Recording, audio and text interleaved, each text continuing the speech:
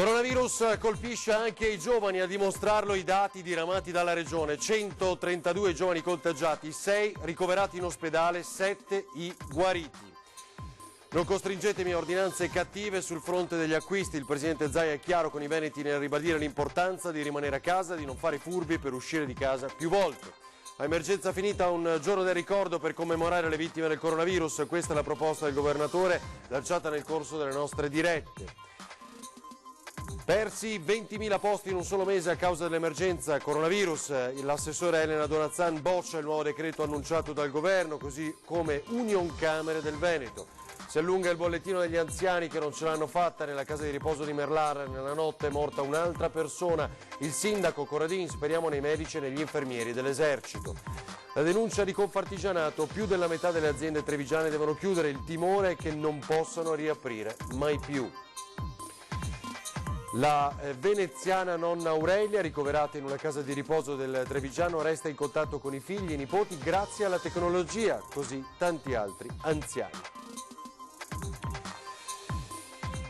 E buonasera, ben ritrovati in diretta con l'informazione di Antena 3, dunque questo è il telegiornale del Veneto. Cominciamo come sempre con l'aggiornamento sui casi. Siamo ancora fermi in attesa degli aggiornamenti del tardo pomeriggio a quanto diramato in mattinata, cioè 6.935 casi di contagio nella nostra regione, più 353 da ieri sera.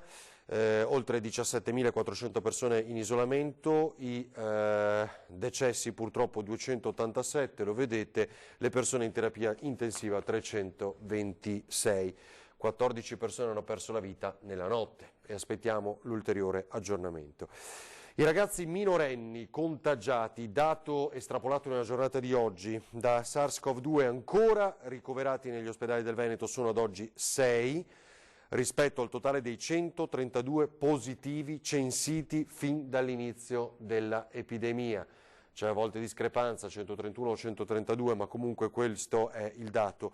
Lo precisa la Regione Veneto chiarendo l'interpretazione del bollettino diffuso oggi nel pomeriggio, interpretazione, ripeto, che abbiamo chiesto noi appunto alla redazione di Antena 3 per capire un po' nel dettaglio cosa raccontassero quei numeri. Nel totale comparivano infatti i casi complessivi di tutti i minorenni risultati positivi dal 21 febbraio.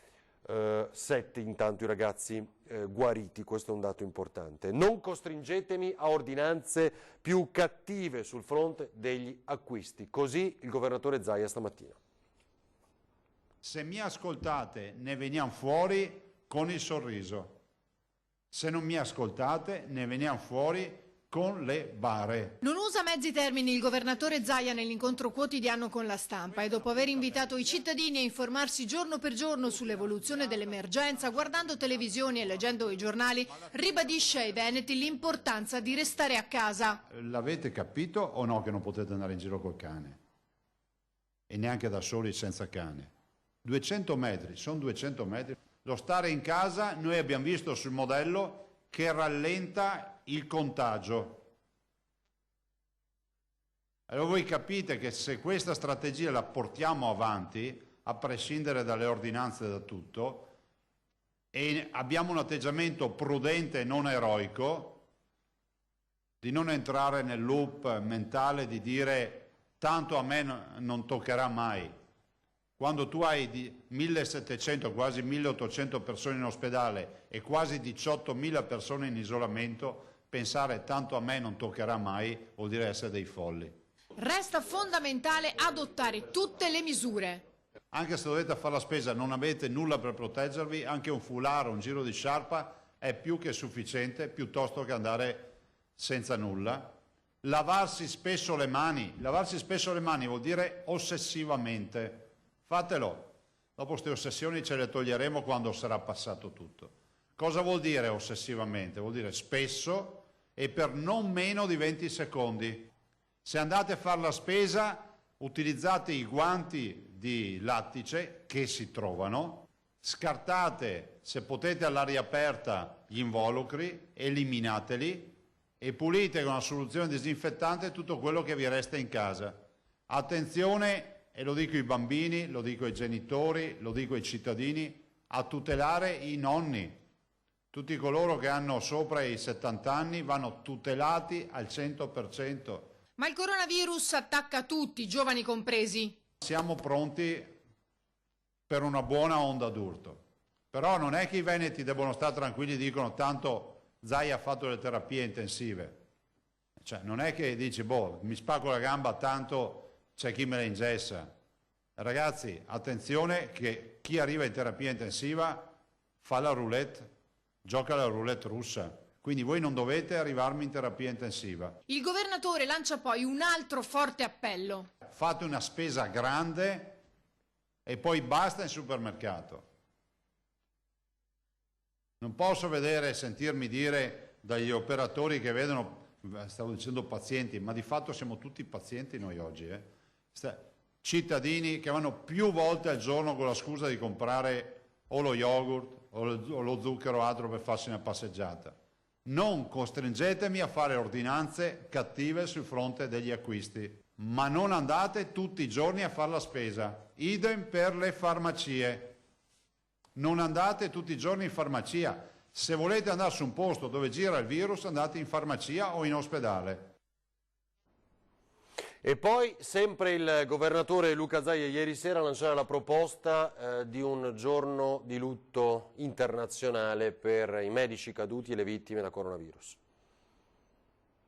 Se dovessimo mettere le bandiere a lutto lo dovremmo lasciare tutto il giorno. Immagino che questa guerra, quando sarà finita, avrà una sua giornata di commemorazione, perché vale una giornata di commemorazione, questa è la verità. E quindi come accade in guerra, al fronte non hai morti ma hai caduti, e il linguaggio di una guerra è questo. Però il mio auspicio è che poi ci sia una giornata di commemorazione nazionale per non dimenticare coloro che si sono sacrificati per la salute altrui e anche per non dimenticare le tante schifezze e le tante porcherie che ci troviamo ad affrontare. Una giornata di commemorazione ai caduti da coronavirus. Vabbè, questa sia una... ma guardi, certo. Guardi, al minimo sono migliaia di persone, cioè lo facciamo giustamente per il Vajont, lo facciamo per la prima guerra mondiale, la seconda guerra mondiale, lo facciamo per l'11 settembre, lo facciamo per molte altre attività, eventi, che non capisco per quale motivo a fine bilancio non si possa stabilire che per ricordare cosa è stata questa tragedia che venga anche commemorata. Io lo trovo assolutamente giusto. 20.000 posti di lavoro persi in un mese nella nostra regione, a dirlo è l'assessore al lavoro Elena Donazzan. Ho chiesto all'Osservatorio di Veneto Lavoro di fare un monitoraggio specifico e abbiamo, come si fanno i dati scientifici, e noi abbiamo un sistema molto articolato e molto certificato, noi abbiamo valutato lo stesso periodo dell'anno scorso con questo e risultano dai meno 15 ai meno 20.000 posti di lavoro in un solo mese di Covid, e nemmeno con le imprese tutte chiuse. I dati sono arrivati sul tavolo di Elena Donazzan in queste ore e offrono uno spaccato drammatico del lavoro a nord-est. Causa virus, migliaia sono i posti di lavoro che si sono volatilizzati, sorvegliato speciale il turismo. Ho chiesto adesso di monitorare i dati del turismo, specificatamente quelli del turismo che saranno dati trimestrali, cioè comprendendo nel mese prossimo, ma guardandoli da ora, che cosa è accaduto per esempio nella Pasqua di quest'anno e quella dell'anno scorso, come sono andati i territori, perché ci darà, questa è la cartina di tornasole per comprendere l'impatto non solo sanitario ma anche economico di questa crisi. Monitorare i dati per approntare una risposta, questo è l'obiettivo di Donazzan, per la quale non possono bastare i 25 miliardi annunciati dal governo come seconda tranche. Non saranno sufficienti né quelli di prima né quelli annunciati in questo decreto, perché tanto non possiamo solo ragionare di cassa integrazione, anche se è stata promessa a tutti, ma dobbiamo capire come difendere le nostre imprese e come garantire liquidità e sostegno alle nostre imprese. Insomma, non c'è solo il lavoro in ballo, ma anche la tutela del Made in Italy, e a bocciare l'entità del nuovo decreto sono anche le categorie. Sono pochi sì, perché purtroppo ci vogliono più risorse, perché quando tu blocchi un paese ci vogliono molti soldi per ripartire. E a proposito dell'ipotesi di un Mario Draghi traghettatore dell'Italia fuori dalla crisi e possibile premier tecnico, Pozza ha le idee chiare. Ma io la auspico, a crederci non ci credo tanto. Quanto ha detto il Ministro dell'Istruzione Azzolina al Senato oggi pomeriggio, dunque, intanto è che non si sa di fatto se si torna a scuola, si tornerà solo e se lo dice un comitato scientifico di esperti. E poi altro passaggio è fare assolutamente, organizzarsi per le lezioni online per gli studenti, e la commissione l'esame per la maturità potrebbe essere composta da membri interni, ma il presidente almeno esterno, quindi non ammorbidita ma un po' più confidenziale, definiamola così, per i ragazzi che dovranno sostenere l'esame. Si allunga il bollettino degli anziani che non ce l'hanno fatta nella casa di riposo di Merlara. Sentiamo il sindaco Corradini. Ho sempre la mia tosse, ma non ho febbre, questo speriamo di durare fino alla fine, insomma, senza febbre. Anche lei è positiva al virus, ma Claudia Corradin non molla. Ha da poco parlato con il prefetto di Padova perché attende l'arrivo di medici e infermieri dell'esercito per aiutare gli anziani della casa di riposo. Intanto, nella notte, un altro non ce l'ha fatta.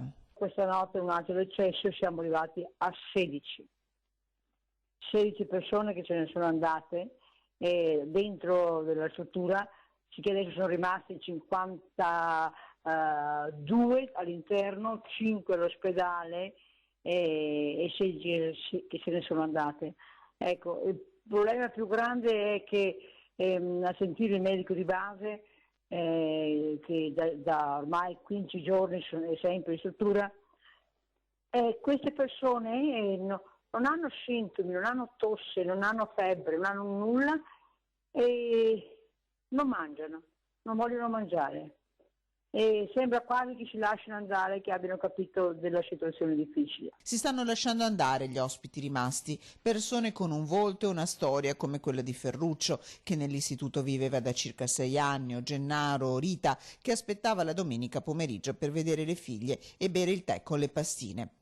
Una casa, racconta. C'è la professionalità, ma non essendo strutture molto molto ampie, e le persone sono ancora persone, c'è una dimensione umana e c'è un rapporto quasi personale tra operatori, anzi senza quasi, tra operatori e pazienti, cioè, o meglio, e ospiti. I tempi sull'arrivo del personale dell'esercito non sono ancora certi, serve dare un ricambio a chi lavora all'interno. Speriamo che arrivi questo personale dell'esercito, infermieri che possano dare il cambio al personale già stremato e quindi con un po' più di personale magari ci illudiamo che possano essere accuditi, magari aiutati a mangiare e possono riprendere. C'è il via libera, ha assicurato anche il sottosegretario Vicentino Achille Variati. A Merlara sperano e intanto combattono.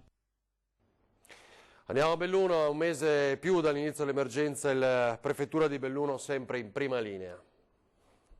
Questo isolamento che comunque sappiamo che è funzionale al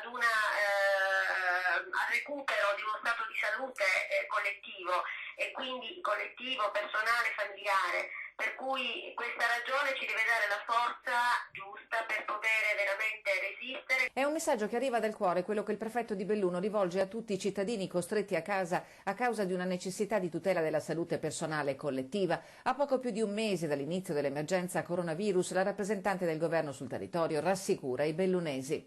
Abbiamo a disposizione tutti i servizi e quello che ci occorre per condurre comunque una qualità della vita assolutamente dignitosa, per cui ritengo che possiamo tranquillamente farcela, ecco.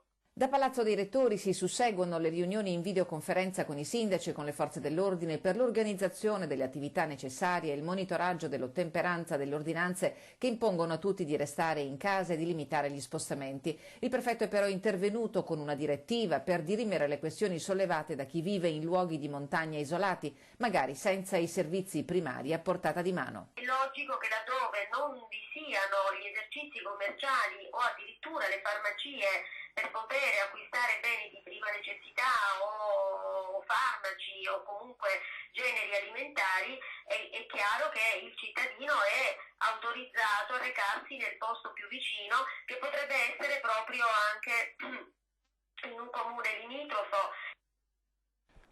Allora adesso con Lucio vediamo il tema del quale abbiamo parlato anche con l'assessore Donazzani, i cosiddetti scaffali isolati, definiamoli in questa maniera, perché non si può comprare materiale di cancelleria, cosa che la prefettura di Treviso ha detto sbagliata, perché tutto è acquistabile, quindi l'interpretazione data del decreto del Presidente del Consiglio dei Ministri di qualche giorno fa è sbagliata. Vediamo. Prodotti sugli scaffali che però non si possono acquistare. Sono numerose le segnalazioni che arrivano alla nostra redazione, alcune corredate da foto come questa, chiaramente riferita alla cancelleria. Una limitazione in questo caso anche alla didattica che, seppur tra mille difficoltà, molte famiglie stanno comunque portando avanti a distanza. Ma si parla anche di giardinaggio, batterie stilo, fino ad arrivare in alcuni casi a prodotti per l'igiene personale per la casa. Tutto esposto ma non in vendita perché il decreto governativo indicherebbe distribuibili solo prodotti alimentari. Eppure questi prodotti servono, come per certi versi più degli altri, per un provvedimento che le organizzazioni dei consumatori puntano a far cambiare rapidamente, iniziando dalla grande distribuzione. Risulta anche a noi la settimana scorsa, esattamente sabato, i supermercati, alcuni supermercati non davano accesso ai prodotti di igiene. Anche perché in realtà non c'è una legge che blocca la distribuzione. Non c'è, perché tutti i negozi che hanno la possibilità di restare aperti hanno la facoltà di vendere i loro prodotti. Nel frattempo, anche per raccogliere esempi pratici, le associazioni chiedono ai cittadini collaborazione. Ci telefonino, perché è chiaro che noi possiamo intervenire abbastanza rapidamente, è difficile magari trovarci, ma se hanno un po' di pazienza riescono a contattarci e facciamo gli interventi. Diversa invece l'indicazione per aumenti non giustificati dei prezzi. Anche in questo caso, sia dai nostri telespettatori che dagli associati, arrivano diverse segnalazioni. Più che aumenti dei prezzi di prima necessità abbiamo osservato degli scostamenti. Faccio un esempio molto semplice, che è quello che poi abbiamo seguito. Se 3 giorni fa le arance costavano 1,30 al chilo, ieri erano a 2 euro, oggi sono a 1,50. Faccio fatica a capire, questa modifica. Qui più che alle associazioni la segnalazione va fatta direttamente alle forze dell'ordine. La cosa da fare è telefonare alla Guardia di Finanza, hanno una disponibilità eccezionale, quindi utilizziamoli. E poi nel Padovano a Monselice un'azienda artigiana con 15 dipendenti vorrebbe anticipare gli stipendi della cassa integrazione, ma non si può. Sentiamo questa vicenda. 15 dipendenti è un'azienda artigiana che fa del Made in Italy e della qualità dei prodotti il suo valore aggiunto. Questa realtà di Monselice produce sedie e poltrone per uffici e le esporta in 80 paesi nel mondo. In questi giorni prima ha attivato la messa in sicurezza dei luoghi di lavoro, poi con lo stop totale della produzione per decreto i titolari volevano attivare la cassa integrazione per i lavoratori come previsto dal governo e fin qui tutto regolare per questa azienda nata negli anni 70. Ho sempre creduto nel valore del Made in Italy, che già in quei tempi iniziava a essere molto richiesto, soprattutto nel mercato estero, nei paesi arabi e l'Estremo Oriente. Poi gli imprenditori pensano che, data l'entità straordinaria di richieste che dovranno essere gestite, i dipendenti rischiano di aspettare i soldi dall'INPS per un tempo indefinito. Per questo l'azienda si rende disponibile a anticipare le somme dovute per la cassa integrazione. Dato il numero di richieste, è molto probabile che i dipendenti debbano aspettare mesi i soldi dall'INPS.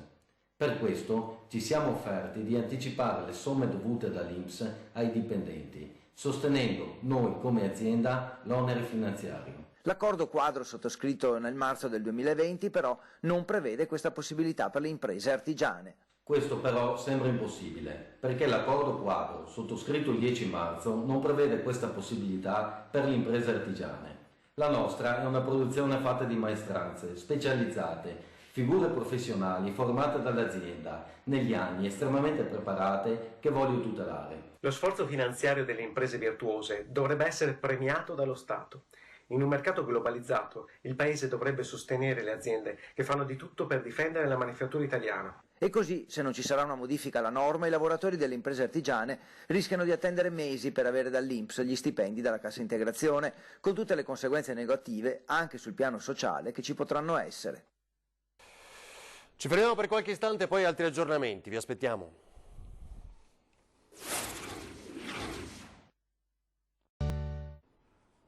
Torniamo in diretta al telegiornale del Veneto, ora a Vicenza, proseguono i controlli delle forze dell'ordine in strada, vediamo.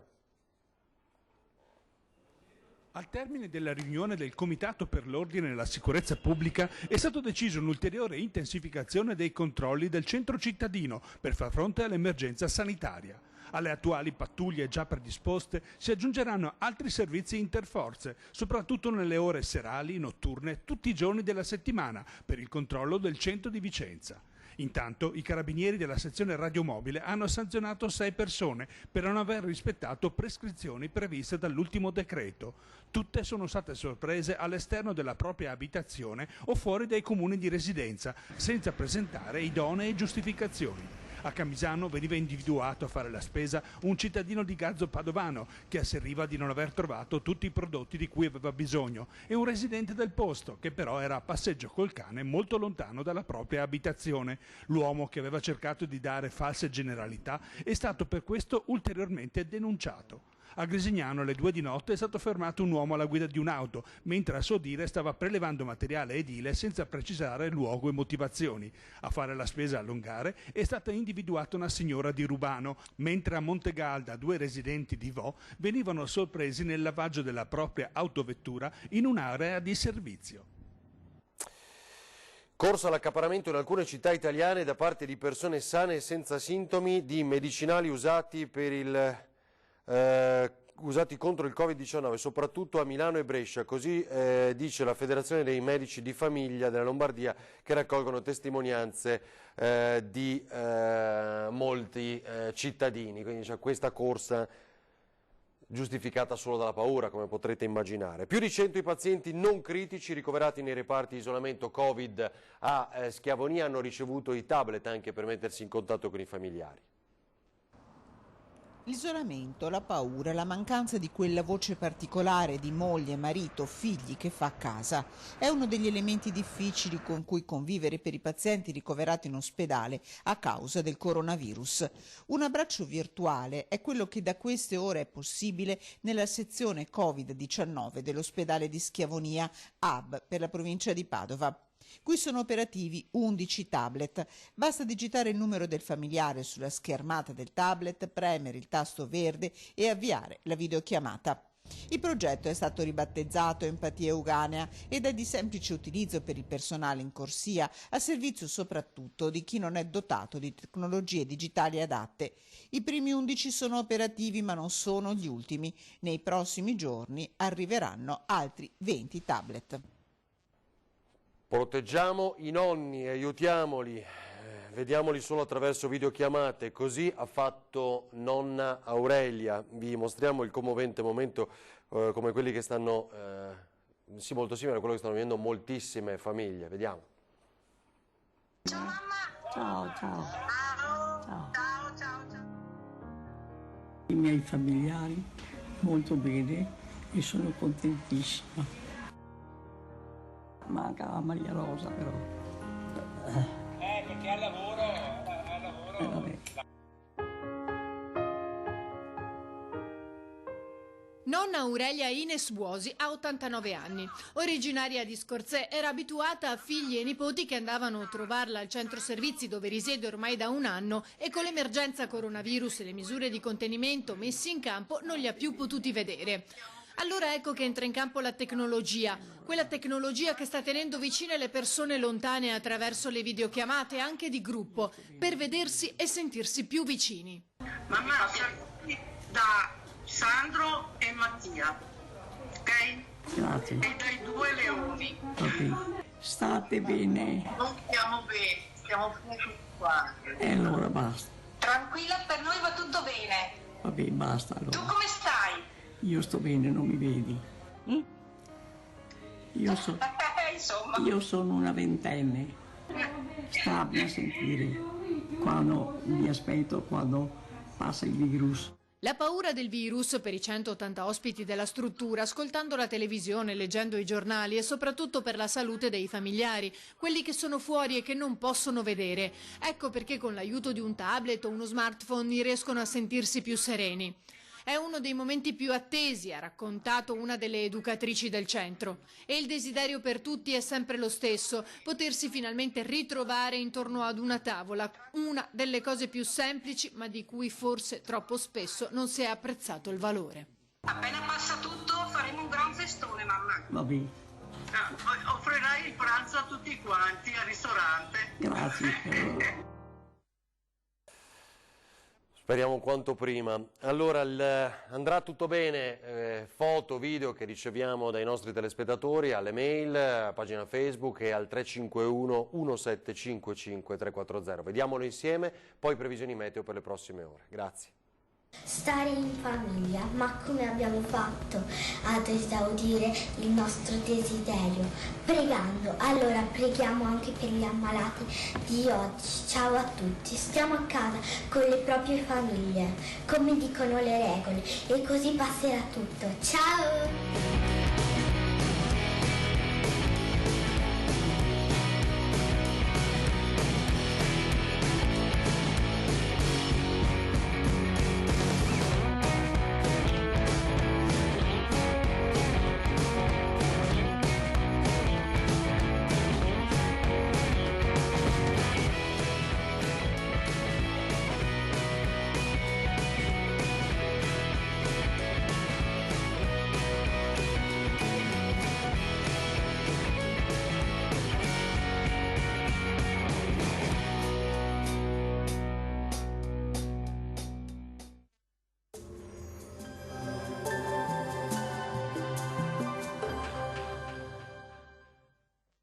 Benvenuti al meteo. Tempo generalmente più asciutto sul nostro territorio, dove avremo anche un lieve rialzo termico. Il dettaglio di venerdì 27 marzo. Sul Veneto maggiore stabilità, cielo tuttavia grigio e nuvoloso su tutti i settori della nostra regione. Al pomeriggio avremo qualche spazio maggiormente soleggiato. Ancora moderati venti di bora, temperature come detto in ripresa. Minime tra 3 e 6 gradi, massime invece tra 12 e 15 all'incirca. Ci spostiamo ora sul Friuli, Venezia Giulia, anche qui molte nubi ma senza piogge. Al pomeriggio il cielo risulterà più soleggiato. Vediamo anche le temperature, le minime saranno comprese tra 3 e 6 gradi, massime invece tra 13 e 15. Uno sguardo infine alla situazione del Trentino Alto Adige, cielo anche qui coperto un po' ovunque al mattino, qualche sprazzo di sole invece nella seconda parte della giornata. Temperature minime tra 2 e 4 gradi, massime intorno ai 13-14 all'incirca. Dal meteo per ora è tutto, vi auguro un buon proseguimento in compagnia di Antenna 3. Arrivederci.